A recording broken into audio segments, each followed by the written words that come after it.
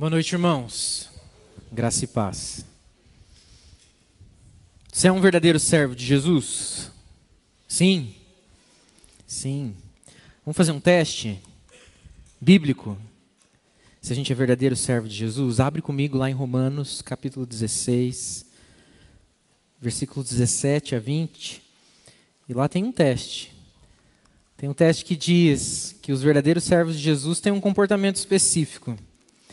Vamos ver se bate com a gente? Eu espero que sim. Eu creio que sim.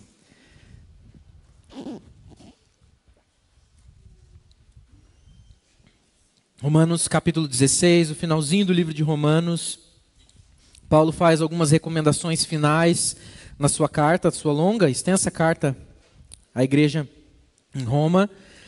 E nos versículos 17 a 20, ele faz algumas recomendações específicas a respeito da unidade da igreja, da união do povo de Deus. E quando ele fala, embora ele não fale especificamente sejam unidos, mas ele fala contra aqueles que vêm para desunir, para trazer divisão no meio da igreja.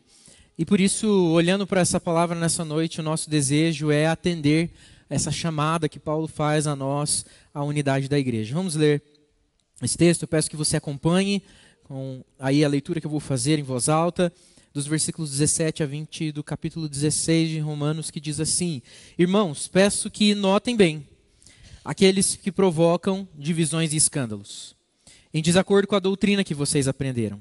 Afastem-se deles, porque esses tais não servem a Cristo, nosso Senhor, e sim ao seu próprio ventre. Com suaves palavras e lisonjas, enganam o coração das pessoas simples, pois a obediência de vocês é conhecida por todos. Por isso, me alegro por causa de vocês. Quero que sejam sábios no que diz respeito ao bem e simples no que diz respeito ao mal. E o Deus da paz em breve esmagará Satanás debaixo dos pés de vocês. A graça de nosso Senhor Jesus esteja com vocês. Vamos orar mais uma vez? Deus bendito, nós lemos a sua palavra, estamos diante dela e clamamos para que o Senhor nos nutra a alma, o corpo, por completo, ó Pai querido. Sejamos nutridos pelos ensinos que o Senhor tem para ministrar. Que o Teu Santo Espírito, Pai querido, ministre o coração de cada um e possa usar a minha vida com autoridade, com coragem, com verdade para falar da parte do Senhor.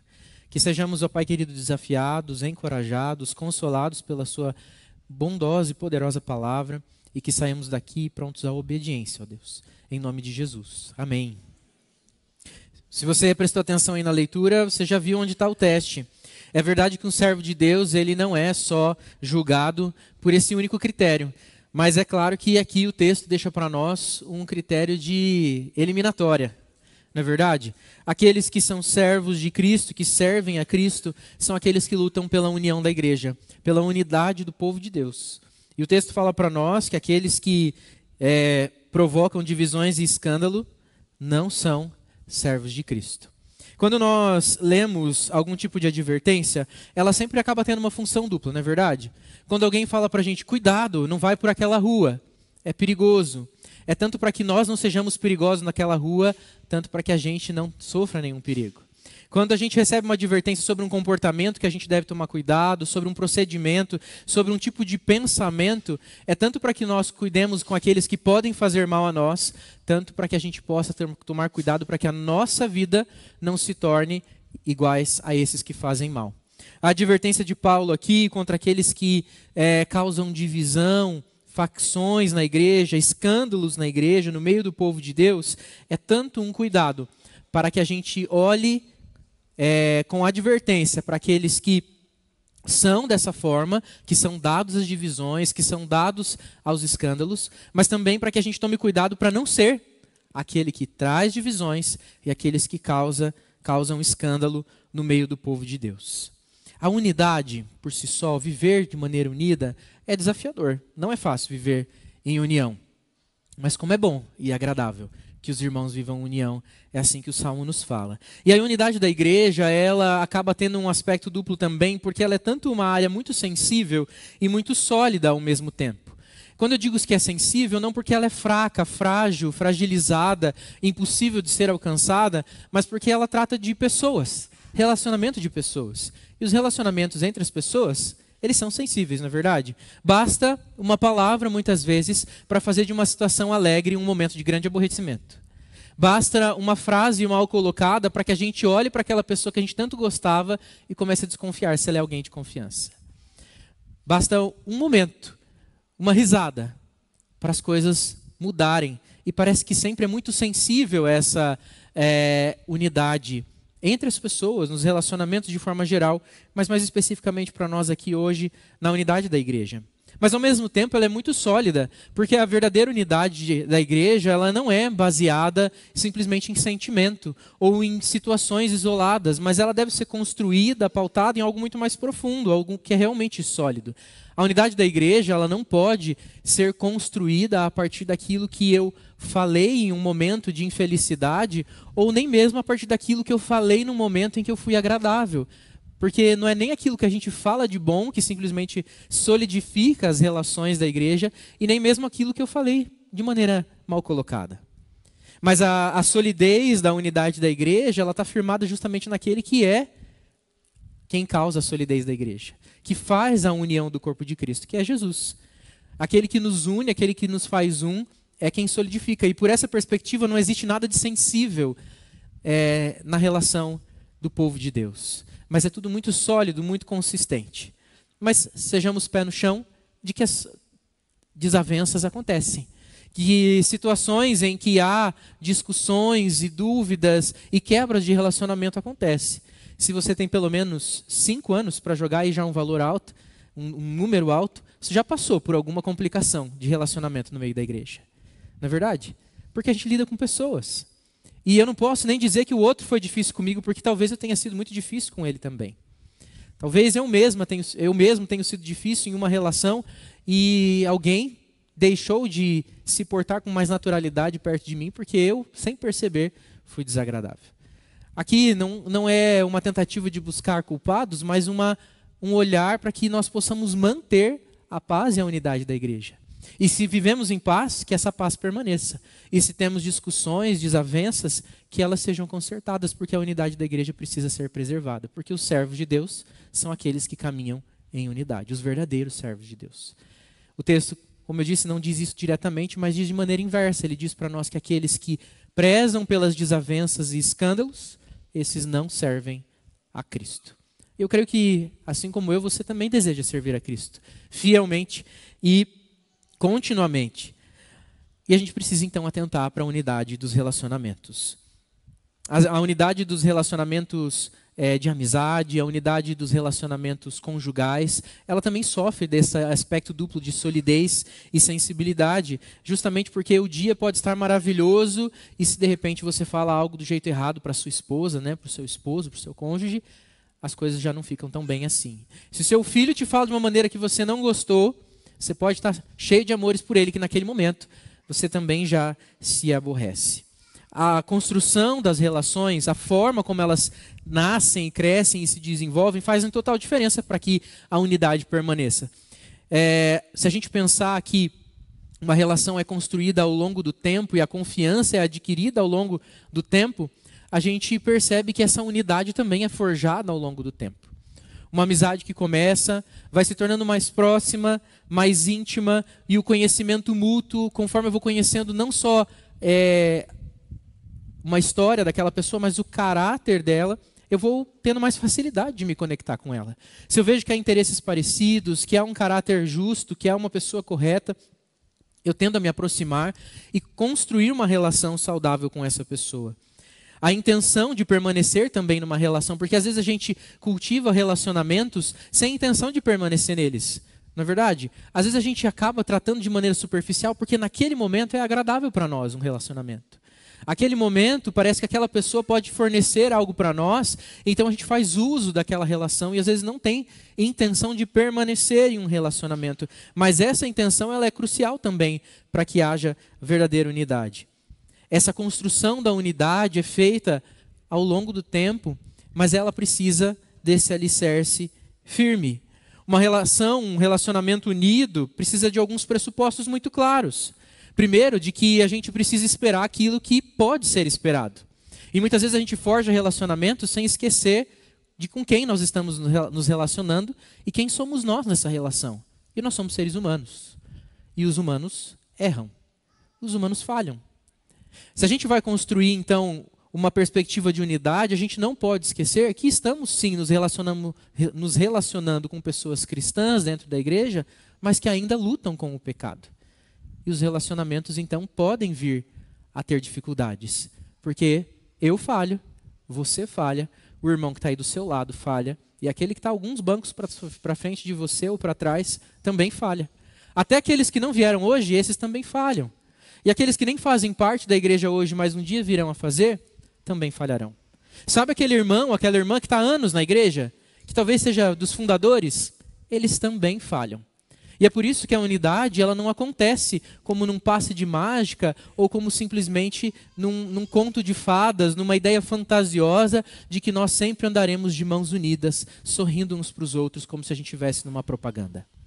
A verdade é que tem bastante desafio na relação da vida da igreja, justamente porque são relações construídas com pessoas humanas, falhas e suscetíveis ao pecado, que lutam sim contra o pecado, mas que ainda estão suscetíveis a ele. Por isso, a gente precisa construir um pressuposto sólido de que haverá erros, haverá falhas.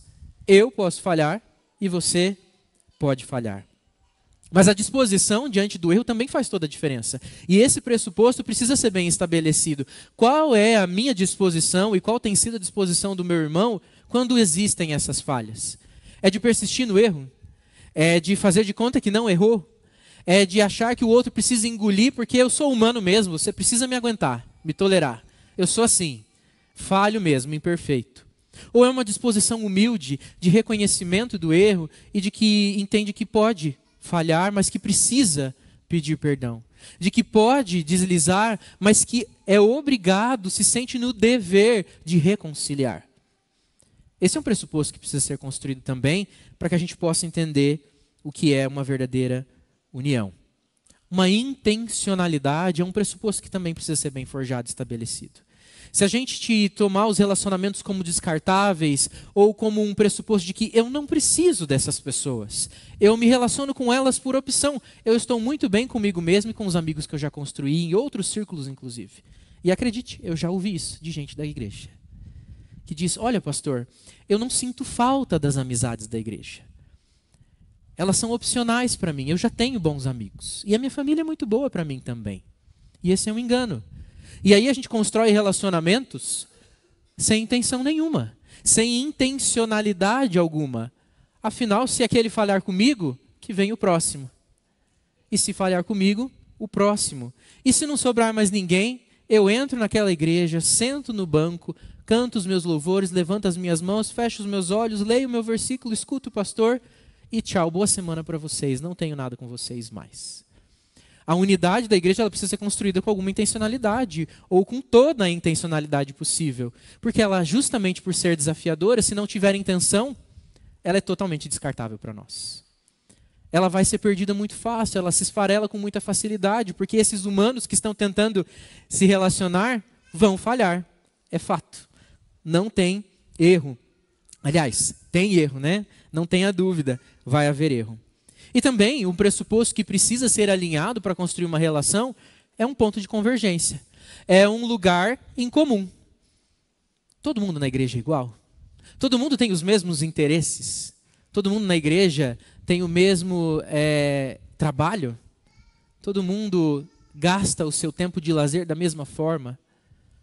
Todo mundo gosta das mesmas cores, das mesmas comidas? Todo mundo tem a mesma faixa etária? Todo mundo vem de um mesmo contexto cultural, social e econômico? Não. A igreja é extremamente diversa e essa, inclusive, é uma característica de beleza da igreja de Cristo, justamente porque ela não é igual, ela é feita de gente diferente. Mas existe um ponto de convergência entre nós e que nos torna iguais. Um só, que é Cristo. E esse ponto de convergência solidifica, é suficiente para solidificar nossas relações. Deve ser suficiente. Mas muitas vezes parece que não é. Muitas vezes parece que a gente esquece que nós somos humanos. E a gente espera que o outro nunca falhe conosco.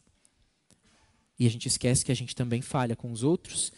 mas se coloca numa posição de que sempre faz tudo pelas relações. Sempre sou eu que me dou o mais, sempre sou eu que faço tudo, e eu sou sempre decepcionado nos meus relacionamentos.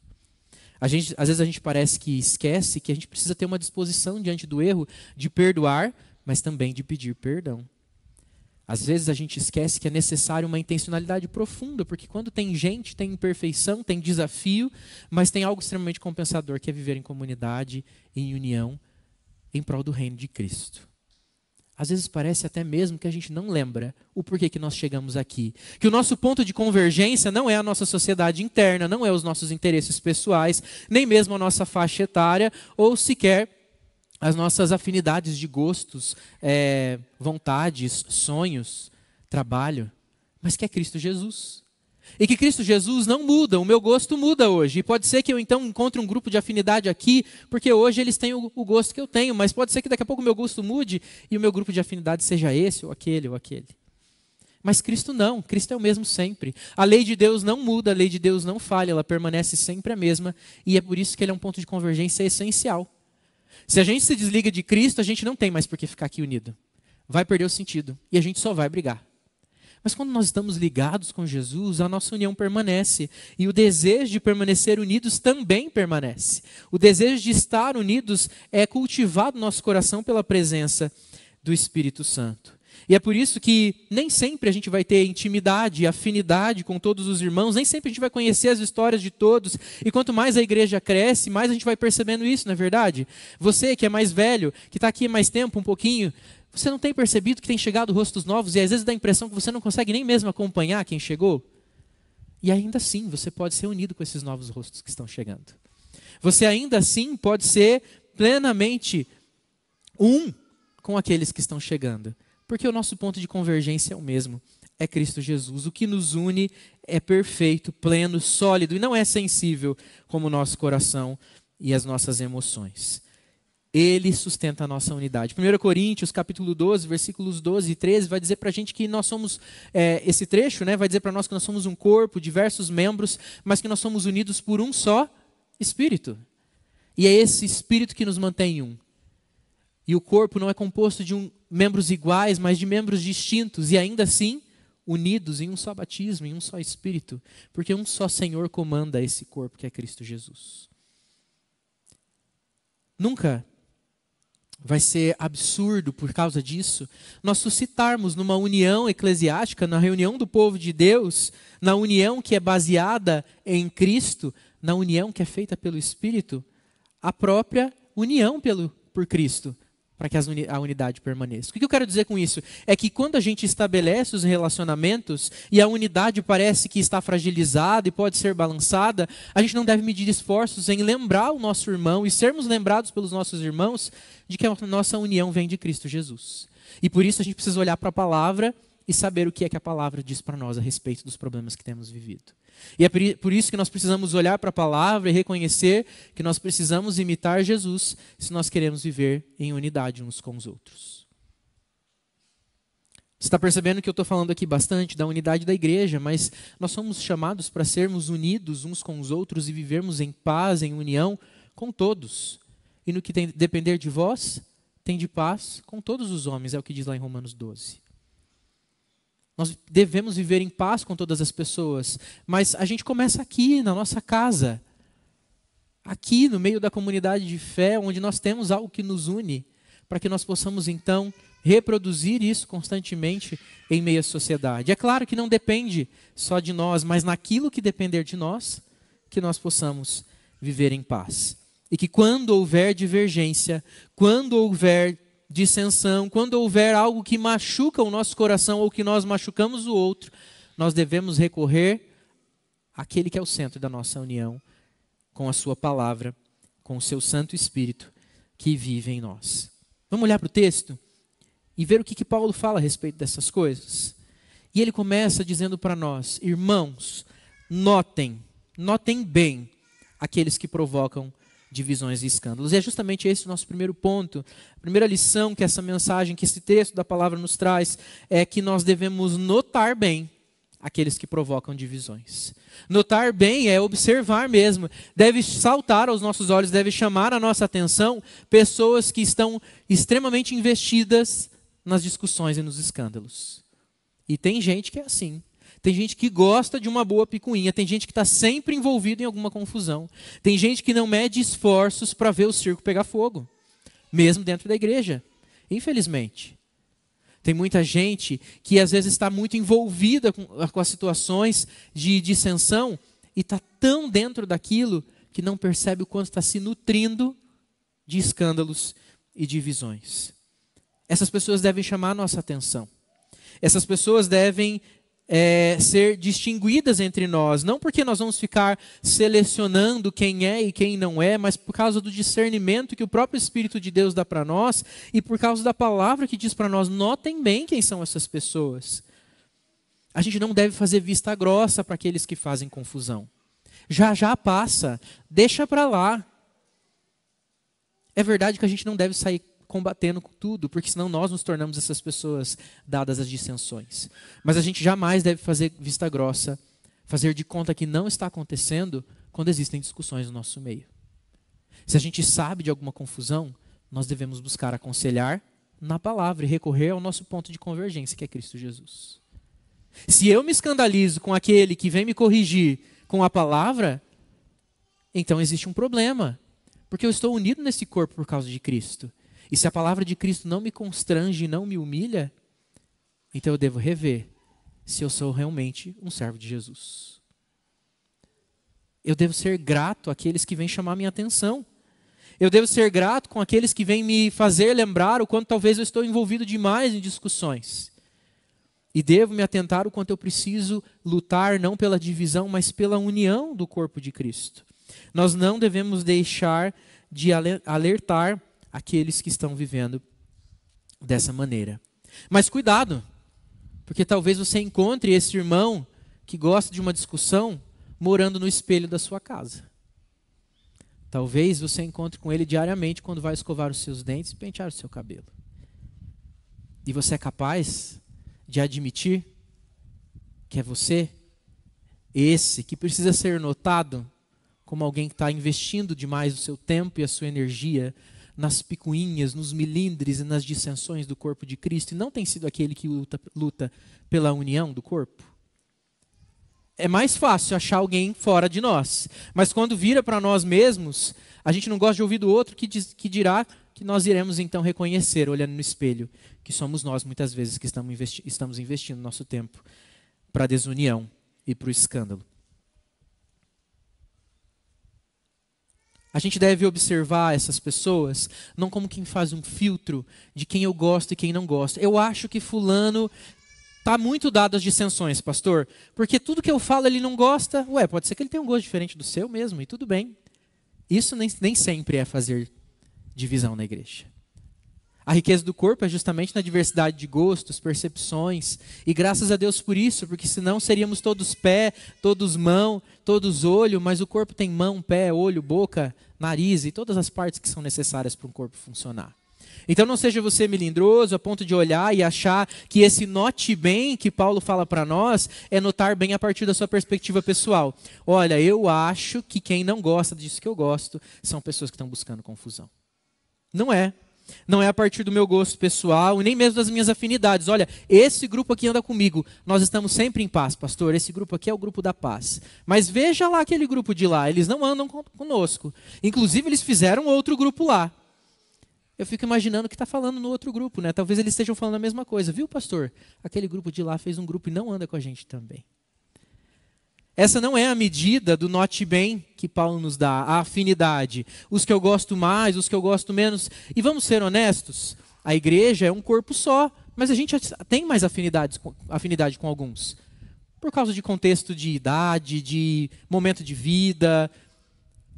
Talvez porque você participa mais de um grupo, de uma sociedade interna, você vai criar mais afinidade com aqueles que você convive mais. Mas isso não deve fazer com que eu me resguarde de me relacionar com os outros. Talvez eu só não vou ter a mesma profundidade e intimidade. Mas ainda assim são meus irmãos. Ainda assim são caros para mim. Ainda assim eles são importantes porque eles são parte da minha família. E eu não os odeio, eu os amo. ainda que eu não tenha profunda afinidade. Então, notar bem aqueles que estão fazendo divisão não é notar aqueles que eu não tenho afinidade. Mas o parâmetro é o parâmetro da palavra. São aqueles que estão muito preocupados em realmente ver o corpo partido. E Paulo vai dar para a gente pistas de nós percebermos quem são essas pessoas e como elas agem. Cuidado também para que quando você reconhecer esses que foram notados porque estão preocupados com a divisão, não seja alguém do seu grupo de afinidade e você, por causa da amizade, fala: pastor, sabe, é difícil, é mais difícil chamar a atenção de amigo do que aquele que você não tem tanta intimidade. Mas a intimidade, a verdadeira proximidade, deve dar para nós a liberdade de corrigir em amor. Se eu sou íntimo de alguém, então é essa pessoa que deve ser mais fácil de eu falar com ela. Olha, veja, eu estava observando que você tem agido de tal maneira. E olha o que a palavra fala. Não é bom para você, não é bom para mim, não é bom para o corpo, não é bom para nenhum de nós. Vamos orar por isso? Vamos buscar no Senhor a orientação para que isso pare, para que isso não seja motivo de discussão. É preciso coragem, sim, mas é preciso intencionalidade e comprometimento com a palavra, porque o Espírito vai antes de nós se nós vamos fazer isso em serviço ao reino. E Ele mesmo vai falar ao coração daquele que vai ouvir. Nem sempre nós vamos encontrar alguém receptivo, mas isso também vai falar sobre Ele, porque aqueles que são servos de Cristo amam a união, mas aqueles que são resistentes e gostam da desunidade e gostam das confusões e dos escândalos, esses não servem a Cristo. E talvez seja um bom momento de você separar o joio do trigo nas suas relações também. É difícil a gente admitir isso, não é verdade? Paulo continua o texto dizendo para nós que esses que provocam divisões e escândalos, estão em desacordo, ainda no versículo 17, com a doutrina que foi aprendida pelo povo de Roma, pela igreja romana. Aprendida porque eles vêm de um contexto totalmente diferente, eles não são judeus, eles são convertidos, eles são gentios convertidos. E é verdade que muitas vezes a gente traz cargas da nossa família também, das relações anteriores, medos das relações anteriores, frustrações de relações que já tivemos, e a gente tem que tomar cuidado para que essas coisas não se tornem carga, para que a gente avalie as relações dentro da igreja. Mas o que deve ser o parâmetro é a doutrina que nós aprendemos na palavra de Deus, que nos é apresentada. Durante a carta de Paulo aos Romanos, ele vai falar outras vezes a respeito disso. Eu já citei o capítulo 12, em que ele vai falar sobre a unidade do corpo, a diversidade do corpo e ainda assim a coesão desse corpo. A palavra de Deus nos ensina diversas vezes a respeito da unidade, da união, como eu já citei anteriormente o Salmo 133, obrigada. 133, como é bom e agradável viverem unidos os irmãos. Porque a palavra nos exorta constantemente a respeito da unidade. O parâmetro é a palavra, não é a minha criação, não são as frustrações que eu tenho de relacionamentos passados, mas é a palavra de Deus, imutável. Porque se for a minha criação pessoal, puxa, quantas criações diferentes temos aqui, não é verdade? A gente nunca vai chegar num consenso. Mas a palavra é verdade imutável. E ela não conta com um pai e uma mãe falho, com irmãos falhos, com relacionamentos com pessoas falhas, mas com um Deus pleno e perfeito que nos instrui a partir da verdade eterna. E é por isso que a doutrina, a palavra de Deus e o Espírito que habita em nós é que nos dá verdadeiro discernimento e guia as nossas relações, para que a gente possa observar e notar bem quem são aqueles que estão provocando divisões e escândalo no meio da igreja, para que nós possamos amá-los, exortá-los e ajudá-los a voltar à unidade da igreja.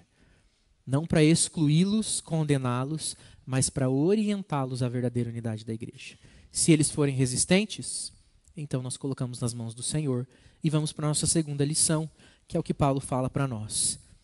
Ele pede para que nós notemos, mas no finalzinho do versículo 17 e no início do versículo 18, ele diz: afastem-se deles, porque esses tais não servem a Cristo, nosso Senhor, mas sim servem o seu próprio ventre, ou seja, são pessoas egoístas. E um bom jeito de você descobrir quem são essas pessoas, observe se eles fazem escolhas egoístas. Um bom jeito de descobrir se não é você, olhe no espelho e pense sobre as suas decisões, se elas também não têm sido decisões egoístas, que se revelam Quando você fala muito eu, é porque você gosta de servir o seu ventre.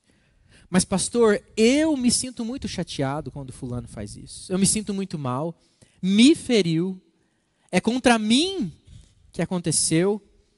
Essa pessoa não olha na minha cara. Percebe que às vezes as reclamações podem ser legítimas, mas elas são extremamente ensimesmadas. Elas são muito voltadas para o meu ego e para aquilo que eu acho importante e interessante, com aquilo que eu gosto ou deixo de gostar. Chega aqui no nosso teste de serviço, né, a Cristo, que nós fizemos ali no começo, é justamente ver aqueles que são dados à união e se esforçam pela união e não são melindrosos e voltados para si mesmos. Gálatas 5:20 fala que as dissensões e facções são partes das obras da carne, não das obras do Espírito. Aqueles que são dados às discussões, às brigas, que dão um boi para entrar, uma boiada para não sair. Os do não mexe comigo, que eu sou quieto, mas não mexa comigo. São esses aí, que produzem as obras da carne. Que não são servos de Cristo, mas que servem a si mesmos. E vejam que a gente pode servir a nós mesmos deliberadamente, quando nós somos maliciosos. E tem gente que parece que tem um apreço por essa malícia, de ficar falando assim, quer ver, vou testar o fulano para ver se ele realmente é quem ele diz que é. E maliciosamente se relaciona com as pessoas, sempre cutucando elas de alguma forma, parece que para ver se elas vão ser boas amigas ou não, se elas são justas ou não, se elas são corretas ou não, como se nós estivéssemos numa posição de juiz para avaliar a qualidade do caráter do outro. Mas na verdade é o nosso caráter que está sendo demonstrado quando a gente vive nessa malícia dos testes nos relacionamentos. Gente que tem apreço pela briguinha, pela discussão, ou pela brigona, muitas vezes também. Mas a gente também pode servir a nós mesmos quando nós, indiretamente, pela falta de piedade, nós somos suscetíveis às ações malignas e não temos domínio próprio. Talvez você não seja malicioso a ponto de ficar maquinando como é que você vai cutucar o fulano e a fulana, ou como que você vai ver e testar os relacionamentos. Mas a falta de piedade profunda, a falta de comprometimento com o Senhor, deixa a gente tão suscetível e vulnerável aos nossos próprios sentimentos, que nós então estouramos facilmente. Falamos palavras duras e ríspidas, somos grossos e achamos cheios de razão, e ainda saímos de peito inflado contando. Você não sabe o que eu disse para o fulano, falei umas boas para ele. Saiu até meio tonto. Isso é falta de piedade. E a gente serve ao nosso próprio umbigo, ao nosso próprio ventre, quando a gente tem prazer nessas coisas. Esses não são servos de Cristo. Esses não são servos de Cristo. Ele faz um alerta. Mais um alerta de uma característica que pode evidenciar essas pessoas que amam as discussões. E é uma característica irônica, porque parece que uma pessoa que ama a divisão, ela nunca faria algo desse tipo, porque parece que é algo que vai abençoar, não é mesmo? Ele diz assim, ó, com suaves palavras, versículo 18, e lisonjas enganam o coração das pessoas simples. Cuidado com os bajuladores. Cuidado com aqueles que gostam de elogiar para além da conta. E veja que bajulação e elogio são coisas diferentes, até porque seria irônico, porque Paulo logo em seguida vai elogiar o povo da igreja de Roma, quando ele diz, olha, vocês são conhecidos pela obediência de vocês. E isso muito me alegra, é um elogio que ele faz. Mas ele usa desse elogio não para massagear o ego, mas justamente para apelar a eles e dizendo, já que vocês são tão bons em obediência, sejam obedientes nisso também.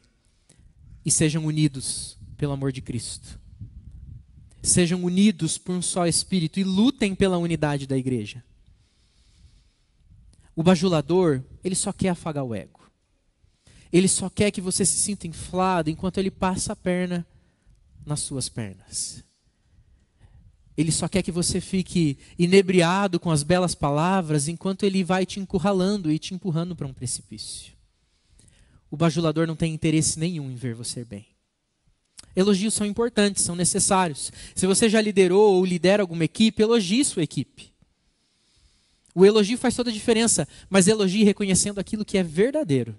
Você não precisa inventar nada para que alguém se sinta bem, porque isso é bajulação. E bajulação destrói a unidade da igreja. Se existe alguém que precisa do seu ego sendo afagado, então é porque ela não está disposta a uma verdadeira unidade, porque a unidade exige sacrifício. Agora, se eu preciso que as pessoas fiquem constantemente me lembrando do quanto eu sou bom e interessante, é porque eu estou para servir o meu próprio ventre e não o Senhor. Então esses não são servos de Cristo.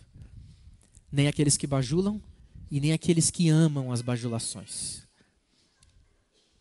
Paulo faz esse elogio justamente para suscitar uma obediência nesse assunto. E nós somos também conclamados para sermos obedientes. Ainda que ninguém elogie a nossa obediência, é um dever mínimo como cristão nosso sermos obedientes ao nosso Deus.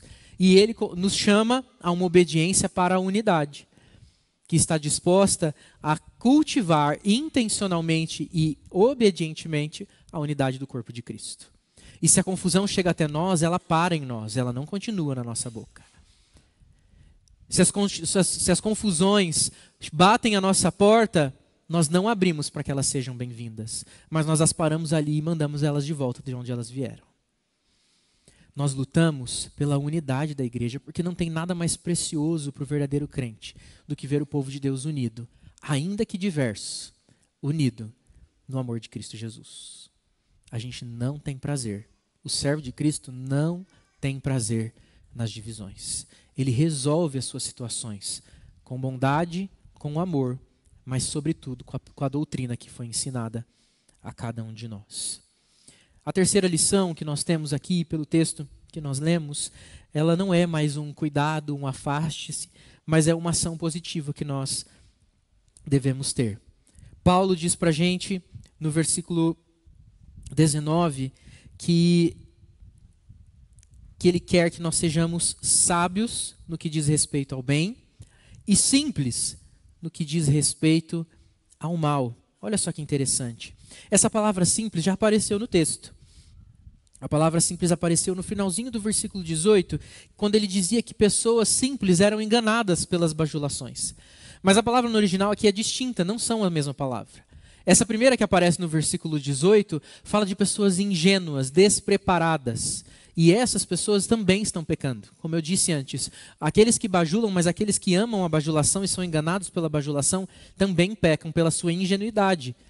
Ingenuidade não é inocência. Ingenuidade é pecado. Inocência é uma virtude. A inocência ela diz mais para nós da falta de malícia. Mas a ingenuidade é de ignorância. É de falta de percepção daquilo que é a verdade.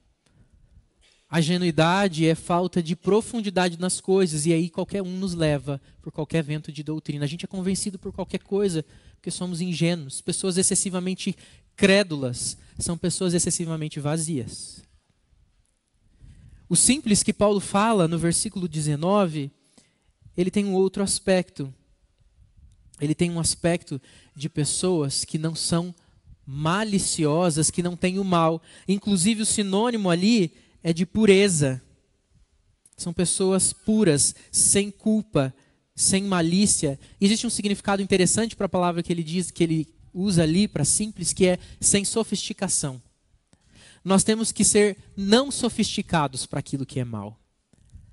Nós não devemos ter todo o enredo, a malícia, a profundidade daquilo que é mal. Quanto a isso, que sejamos realmente ignorantes. Que a gente não tenha conhecimento de como desenvolver planos ardilosos para a separação na igreja.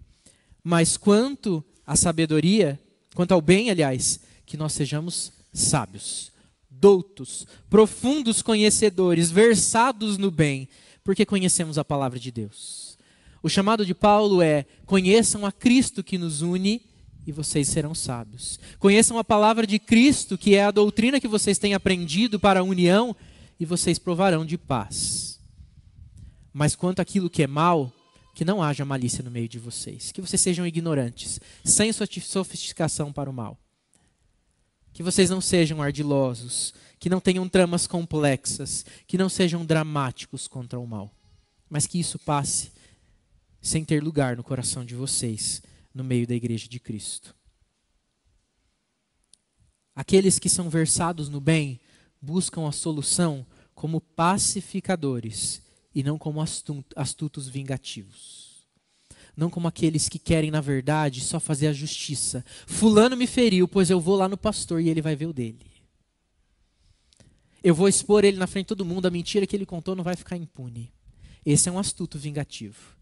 Mas aquele que vê a divisão acontecendo dentro da igreja, ele luta pela paz sendo restaurada, pela verdade sendo dita, mas a paz sendo restaurada sobre todas as coisas.